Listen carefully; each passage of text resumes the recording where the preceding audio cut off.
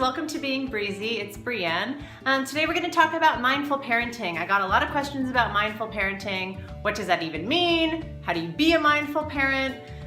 So today I'm going to give you some of my tips on how I try to communicate with my kids in order to bring out their best behavior and their best selves. So here we go. So the first thing I think of when I think of mindful parenting is breaking out of your auto-parent or your autopilot. Sometimes if we're in a hurry to get out the door, I know that's one of my main stressors is rushing. I know that when I've asked my kids for the fourth time to put their shoes on, I start to get anxiety. So rather than yelling at them to put their shoes on, I know that I have to get their attention. So I know that they're hearing me. Oftentimes I make my kids look me in the eye. I say, look at mommy, and I know that I have their attention. And then I say, please put your shoes on. So it's ways that you can break out of your autopilot and know when you're being the source point of the stress. So listen to how you communicate. If you're communicating out of anger, if you are communicating out of frustration, if you are communicating out of any place other than patience and kindness, that's what you're gonna get back from your kids. So try to break your own habits, try to be more patient, and try to talk a little bit more kinder to your kids. Tip number 2 is be aware of their hanger.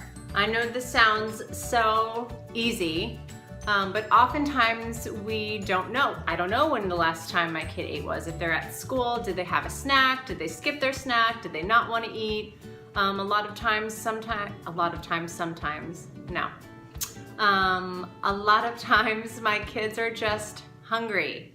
So feed your children before you want them to do something like clean their room or help you wash the dishes. You know, give them responsibilities, but also be aware that they need to have full bellies when they're doing those things. I know it sounds so simple, but sometimes Bronwyn will just have a meltdown in the car, and I know that it's probably just because she's hungry. Her little body moves 100 miles an hour. And then once I've given her an apple or some cheese, she kind of is easier to communicate with. It all goes back to communication. So make sure your kids are able to hear you because they're not starving. So beware of hanger. Tip number 3 is to allow your kids some privacy. The other day I wanted to use the bathroom and somebody always follows me in there. And I asked kindly, I said, can I please have some privacy? Mommy needs privacy. And they know what that means. And so they close the door, they leave me be. Whenever I need a timeout, I just go into the bathroom and tell them I need privacy. So allow that for them too. You know how when you just need a break, you don't want to be around anybody, you need to decompress, you want to just be by yourself. Let your kids be by themselves. Make sure they're in a safe room, obviously. Make sure that they don't have anything they can choke on or any kind of hazards. I don't have to tell you that. But give them privacy, allow them to be behind closed doors sometimes. Not for long, but just long enough where they can decompress. So you're teaching them about what it means to be alone, not to be constantly stimulated, and giving them the space to just be who they are and do what they want to do. So I think allowing your child privacy is a huge, huge, huge way that you can be more mindful.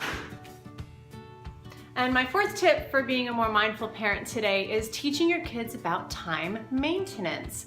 As an adult, we know time maintenance is so important. You have to go from A to B in a certain amount of time. You only have this amount of time for that. You have all these media platforms coming at you, begging for your time. We only have so much time in the day. You only have so much energy and attention to go around, so teach them about time maintenance. What works for me is setting chimes on my phone. I have this little Zen chime on my iPhone that I use with my kids, and they know whenever they hear the chimes, they kind of, oh, okay, it's time, we're done with this now, it's time to do that. My kids used to spend an insane amount of time eating at the table. Whether it's breakfast or dinner, they just sit there forever and they don't even eat. So part of the problem was, one, I was letting them watch the iPad, which I do sometimes, but not as much as I used to do. But their attention is elsewhere when they're eating, so their focus is not on eating, their focus is doing something else. So by the time they've been sitting there for half an hour, they haven't touched anything on their plate, and that is maddening to me. So what I've started to do is I let them watch a little bit of their YouTube or whatever they're watching to kind of let them have their time. And then I set chimes and I say, when the chimes go off, we're done with dinner. And I usually set it for 20 minutes. I mean, how much more time do kids need to eat? 20 minutes is plenty for the food that's on their plate, but they know they have a certain amount of time that they have to achieve things in. And I think as they grow older, that helps them with their time maintenance. I've been trying to teach Eden a lot about being efficient. It drives me crazy when we're inefficient with our time or we waste time. So I'm trying to teach her about time management. I talk to her about the words time management. I tell her she doesn't have time for everything. So if she's going to play with Play-Doh before bedtime, she might not get her bedtime book. We don't do everything and then push bedtime back, by half an hour because we wanted to do everything. No, you have a allotted amount of time that you can do X, Y, and Z. If you want to do Y today, you don't get to do Z. So she's learning about time management and how to be efficient. And I think that is one of the #1 ways that you can be a more mindful parent, is be mindful of your kids' time. They're just gonna get bombarded the older they get with more demands on their time. So teaching them time management skills when they're little plays a big part in helping them cope with those demands when they're older.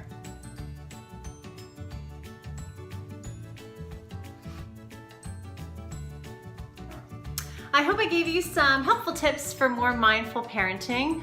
Please share, please comment on here with your tips. I am always learning new tricks and tips to communicate with my kids and to make them better people. So if you have any ideas, please do share them with me. If you like this video, please subscribe, share it, like it. That'd be awesome. And you can always find me on Instagram. I'm @beingbreezy and I'm always available for a fun chat. Have a great day. I will see you in the next video. Bye.